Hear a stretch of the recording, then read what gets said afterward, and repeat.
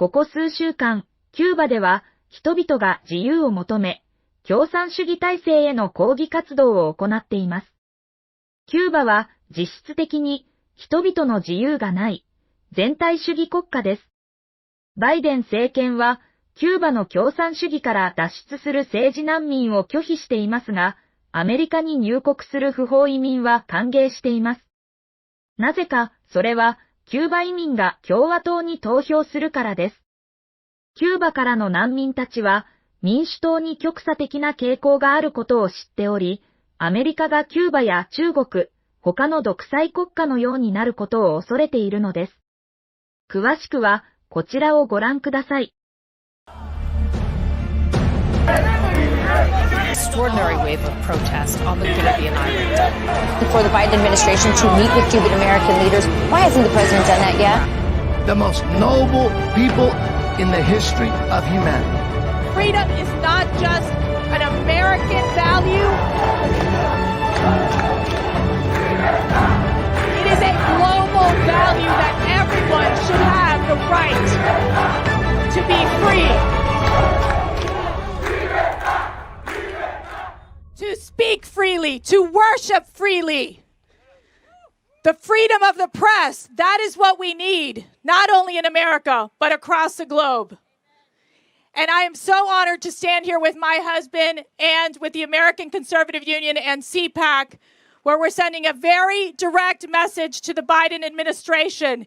Take action now. No more empty promises. No more empty gestures. The people of Cuba deserve to be protected. The people of Cuba deserve freedom. And we stand together because in America we can come together and protest. We can peacefully assemble. That does not happen in Cuba. Well, the day of the Bay of Pigs invasion, Fidel Castro sent his army and they picked up 100,000 prisoners in one day. You were one of those prisoners? Yes. They didn't have where to put them, so they put them in the fortress. My father went to the La Cabaña fortress that was for 3,000 soldiers. They had 6,000 prisoners. And I went to the Cuban women's prison where by force, several weeks after that, they forced some women out, and to force them out of the building, they brought fire trucks and they put water to them. One of them was pregnant, and they put water to her stomach to kill the baby. And all the other women surrounded her. But that experience shows you what Cuba is all about, torture and scaring people. Thank you for being here. As I said, this is the first time since we lifted the gates we're holding a rally here. Why are we here? We're here for freedom. For those in Cuba who crave it, we hear you, we support you, we are with you. There is no doubt, no question in this House, when you hear from these members, that we are a beacon of freedom and we will stand with anyone who craves freedom. But we need our voice to be louder and stronger because we need to hear it from Pennsylvania Avenue. Time is of the essence. We have to stand now. We need the internet up so people understand. We need the world to understand what's going on. They need to stop the repression of bringing people into jail, bringing the kids in as well. I don't understand what it takes to make Biden move. The problems that happen in Cuba are not from America, it's from communism. America is more than a country, America is an idea. We see it in Cuba where people hold the American flag. They crave the freedom. What I will tell you, we will not wait, we will not sleep, and we will not stop until we change the regime. Until the people in Cuba have the freedom. And every freedom-loving person in the world should join with us. God bless the United States of America. And God bless the people of Cuba. Right now, we are seeing incredible heroism.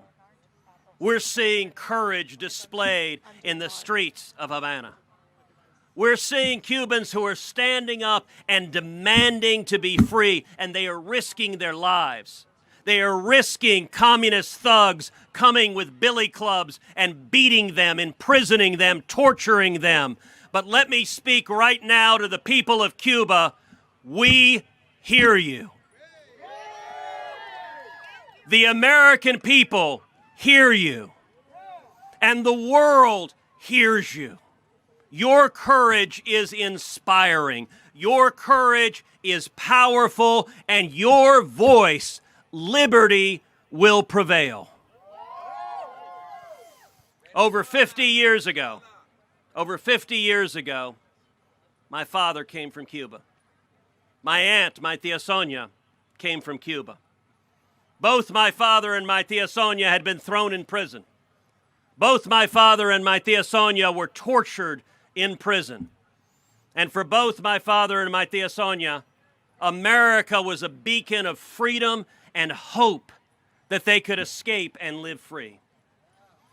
When it comes to the communist dictatorships, whether in Cuba or Venezuela, they are evil, they are repressive, they are illegitimate, and they will fall.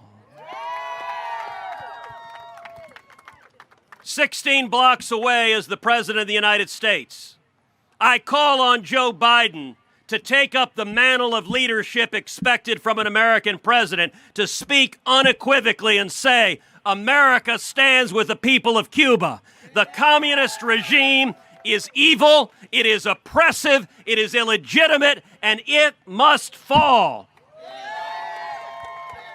The people of Cuba deserve what they're demanding in the streets. They deserve libertad. They deserve liberty. They deserve freedom. And we will see a Cuba Libre. Together, America stands with the people of Cuba.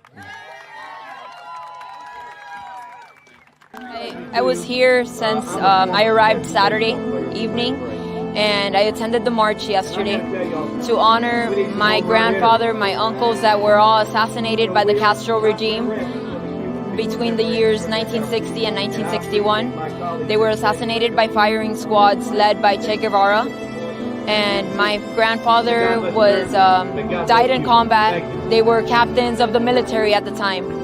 And my uncle, which was the captain of the Pinal del Rio region, was shot by firing squads 26 days after his wounds were received in combat, and he had maggots eating his wounds for 26 days. They tortured him. And I'm also here for the leader of Damas de Blanco, the movement that began 20 years ago in Cuba. She began a movement of women peacefully walking to church every Sunday, just holding a flower, a sunflower, and the Castro regime would send troops out to beat them up.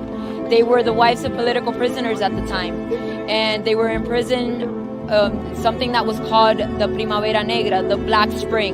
During that Black Spring, 75 political prisoners were arrested, and I supported them when I was a child. I would like for the Biden administration, the president and the vice president, to put more pressure on the dictatorship. We do not need them to receive remittances from the U.S. We do not need the Cuban people. They're not asking for COVID vaccines. They're not asking for food. Many of my family members in Cuba just want freedom. They can find their own means to survive if they have freedom. But without freedom, they can't continue depending on a socialist government to give them something which the government can't provide for them.